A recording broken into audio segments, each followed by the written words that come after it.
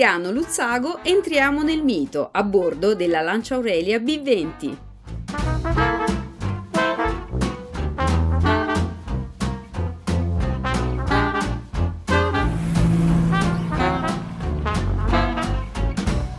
Amici appassionati di automobili d'epoca da collezione, oggi presentiamo una vettura italiana. Si tratta della Lancia Aurelia B20. Nell'immediato dopoguerra le case automobilistiche ebbero la necessità di introdurre sul mercato una serie di piccole vetture, molte delle quali già in produzione nell'anteguerra, per motorizzare la gran parte degli italiani. Però con l'avvento degli anni 50, quindi quando già la ripresa economica cominciava a dare i suoi frutti e i benefici, le case automobilistiche videro anche la necessità di introdurre sul mercato vetture più prestazionali, di una gamma un po' più elevata, che fossero più in linea con i tempi e soprattutto che fossero destinate a una clientela più facoltosa che poteva permettersi di spendere di più per delle vetture più sofisticate. L'Aurelia fu la prima delle Lancia a riportare il nome delle vie romane e affonda le proprie radici nell'anteguerra con le esperienze che la Lancia ha sviluppato nelle motorizzazioni 6 cilindri e con le Aprilia, che comunque furono già un grosso spartiacque fra la produzione più canonica delle altre case automobilistiche e la raffinatezza tecnologica delle vetture Lancia. Naturalmente l'Aurelia, essendo un prodotto di gamma alta, sviluppò al massimo di quanto era consentito all'epoca le proprie tecnologie e quindi il motore 2005 a V di 60 gradi, la trazione con il ponte posteriore dei Dion e altre caratteristiche tecniche la resero immediatamente una vettura molto apprezzata dagli automobilisti di alto livello. Alle Aurelia berlina furono affiancate anche i modelli sportivi come la GT B20 che abbiamo qui e come le B24 Spider convertibile che abbiamo già avuto occasione di presentare in altri documentari. La B20 GT fu prodotta in 6 serie dal 1951 al 1958. Il modello che abbiamo oggi è una seconda serie. Si denotano con una certa facilità perché hanno delle caratteristiche che le distinguono anno per anno nelle variazioni che la produzione ha avuto nel corso del tempo.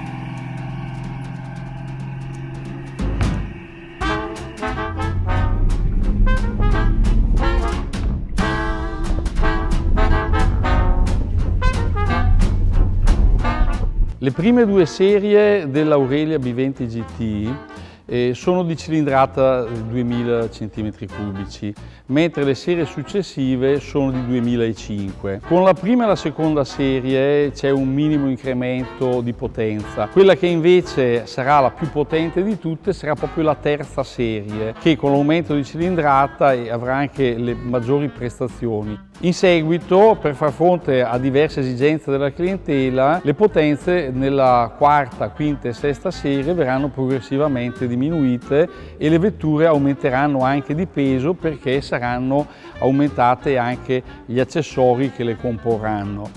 In effetti ci sono particolari che distinguono le varie serie, quale ad esempio sulla sesta il deflettore, che su questo modello ancora non c'è, i fanali anteriori che nella prima e nella seconda serie hanno questo vetro con la palpebra, mentre nelle successive verranno eliminati. Si denota la differenza fra prima e seconda serie anche per il paraurto, che nella seconda serie viene privato dei rostri ed è in acciaio cromato, così come appunto dicevamo precedentemente dalla linea posteriore della vettura, che è particolarmente allungata per merito di queste codine che sono già leggermente presenti nella prima serie ma che vengono sviluppate maggiormente nella seconda. Sono molto belli nella seconda serie i fanali posteriori che differentemente dai modelli successivi che sono sporgenti, sono invece incorporati all'interno delle codine. Interessante della seconda serie il retrotreno con un ponte de Dion con le sospensioni indipendenti a molle liquidali, che dalla quarta serie verranno invece sostituite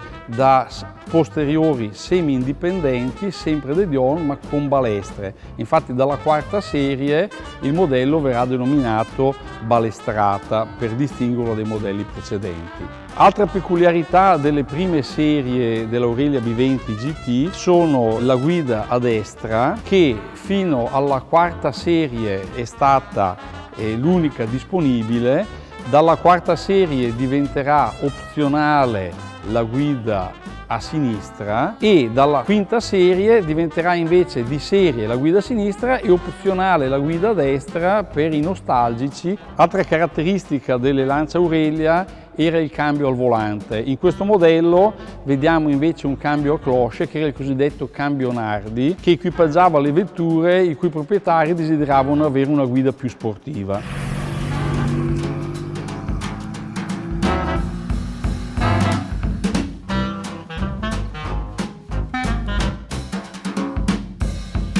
La Nardi, oltre a fornire la modifica del cambio a cloche, forniva anche la modifica dei collettori e carburatori doppio corpo per quegli utenti che desideravano avere una vettura molto più prestazionale. Il cruscotto della seconda serie è ancora contraddistinto dai pomelli e dalle finiture di color bianco avorio. Anche il volante originale è di color bianco avorio, che solo dalla quarta serie in poi verranno sostituiti con volante nero e pomelli neri.